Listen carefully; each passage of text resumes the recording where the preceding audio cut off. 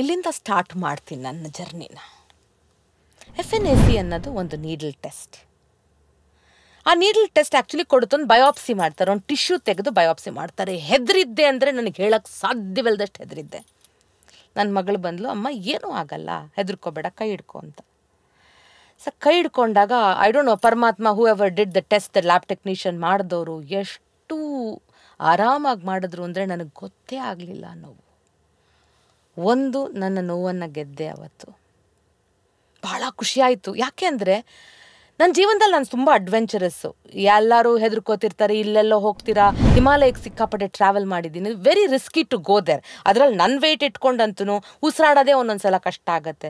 ಇಷ್ಟೆಲ್ಲ ಅಡ್ವೆಂಚರಸ್ ಆಗಿರೋಳು ಒಂದು ನೋವಿಗೆ ಹೆದರ್ಕೊಂಡು ಎಂಥ ತೊಂದರೆ ನನ್ನ ಜೀವನದಲ್ಲಿ ಮಾಡಿಕೊಂಡೆ ಅಂತ ಹೇಳಲಿಕ್ಕೆ ಇಲ್ಲಿ ಇಷ್ಟಪಡ್ತೀನಿ. ಐ ಕೇಮ್ ಔಟ್ ಆ್ಯಂಡ್ 2 ದಿನ ಆದಮೇಲೆ ಟೆಸ್ಟ್ ರಿಸಲ್ಟ್ ಬಂದಿದೆ. ಮನೆಯಲ್ಲಿ ನನ್ನ ಮಗಳು ತೊಗೊಂಡೋಗಿ ಅದನ್ನು ನನ್ನ ಬ್ರದರ್ ಲಾ, ಅದೇ ಹೇಳಿದ್ನಲ್ಲ ಪೀಡಿಯಾಟ್ರಿಷನ್, ಅವ್ರಿಗೆ ತೋರಿಸಿದಾಗ ಅವ್ರಿಗೆ ಗೊತ್ತಾಗಿದೆ ನನಗೆ ಕಾರ್ಸಿನೋಮಾ ಅಂದರೆ ಕ್ಯಾನ್ಸರ್ ಇದೆ, ಬ್ರೆಸ್ಟ್ ಕ್ಯಾನ್ಸರ್ ಇದೆ ಅಂತ. ನೆಕ್ಸ್ಟ್ ಡೇ ನನಗೆ ಯಾರೂ ವಿಷಯ ತಿಳಿಸ್ಕೊಡ್ಲಿಲ್ಲ, 2 ಡೇಸ್ ತಿಳಿಸ್ಕೊಡ್ಲಿಲ್ಲ. Then I got to know ಸೋಮವಾರ, ಐ ಥಿಂಕ್ ಸೋಮವಾರ ಹೇಳಿದ್ರು ನನಗೆ. ಮೊನ್ನೆ ಸೋಮವಾರ ಅಂತಂದರೆ ಇವತ್ತು ಡೇಟ್, ಇವತ್ತು 29, ಇವತ್ತು ಶುಕ್ರವಾರ ಅನ್ಸುತ್ತೆ, ಇವತ್ತೊಂದು ದಿವಸ ಸೋಮವಾರ 29/12 ಇಸ್ವಿ 12 ಇಟ್ ಇಸ್ 29/12/2024 ಇವತ್ತು. ಇದಾಗಿದ್ದು ಮಂಡೇ, ಟುಡೇ ಇಸ್ ಫ್ರೈಡೇ. ನಾನು ಇವತ್ತು ಕೂತ್ಕೊಂಡು ರೆಕಾರ್ಡ್ ಮಾಡ್ತಾ ಇದ್ದೀನಿ, ಯಾಕಂದರೆ ಮನಸ್ಸು ಅಷ್ಟು ಆರಾಮಿರಲಿಲ್ಲ ಆವಾಗ, ನೋವು ಅನ್ನೋ ಭಯದಲ್ಲಿದ್ದೆ. ಸೊ ಅವತ್ತೊಂದು ದಿವಸ ಐ ಸೆಡ್, ನಾನು ಡಾಕ್ಟರ್ ಹತ್ರಕ್ಕೆ ಬರ್ತೀನಿ ಅಂತಂದಿದ್ದಕ್ಕೆ, ಬೇಡ ಬೇಡ ನೀವು ಬರೋದು ಅಂತಂದರು. ನಾನಂದೆ ಇಲ್ಲ, ಕಾಯಿಲೆ ಇರೋದು ನನಗೆ, ಅದೇನು ಅಂತ ನನಗೆ ಗೊತ್ತಾಗಬೇಕು ಅಂತ. ಹೋದಾಗ Monday I went and met the doctor, ಸರ್ಜನ್ನ ಮೀಟ್ ಮಾಡಿದಾಗ directly she came to the point, you have cancer, it is obvious, results ಹೇಳ್ತಾ ಇದೆ.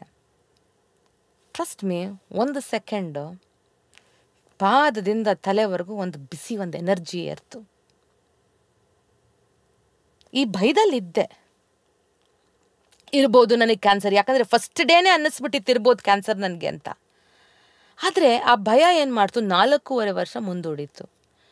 ಆ್ಯಂಡ್ ಶಿ ಸೆಡ್, ನೋಡಮ್ಮ, ಇವಾಗ ನಿನ್ನ ಹತ್ರ ಬೇರೆ ಆಪ್ಷನ್ ಇಲ್ಲ. ಒಂದು ಹೇಳಿದ್ರು, ಒಂದು 3 ಸೈಕಲ್ ಕೀಮೋಥೆರಪಿ ಕೊಡಬೇಕಾಗತ್ತೆ. ಅದಾದಮೇಲೆ ಮ್ಯಾಸೆಕ್ಟಮಿ ಅಂತಂದರೆ ಬ್ರೆಸ್ಟ್ ರಿಮೂವ್ ಮಾಡಬೇಕಾಗತ್ತೆ. 3ನೇದು ಇನ್ನೊಂದು ಸಲ ಕೀಮೋ ಕೊಟ್ಟರೆ 7 ತಿಂಗಳಲ್ಲಿ you will be fine, you can lead a normal life ಅಂತಂದರು. ನಾನಂದೆ, ಡಾಕ್ಟರ್ ಒಂದು ಕೆಲಸ ಮಾಡಿ, ನೀವು ನನ್ನ ಬ್ರೆಸ್ಟ್ ತೆಗೆದುಬಿಡಿ, ನನ್ನ ಬಿಟ್ಬಿಡಿ, ನಾನು ಹೇಗೋ ನನ್ನನ್ನು ನಾನು ಕ್ಯೂರ್ ಮಾಡ್ಕೊಳ್ತೀನಿ ಅಂತ ಹೇಳಿದೆ.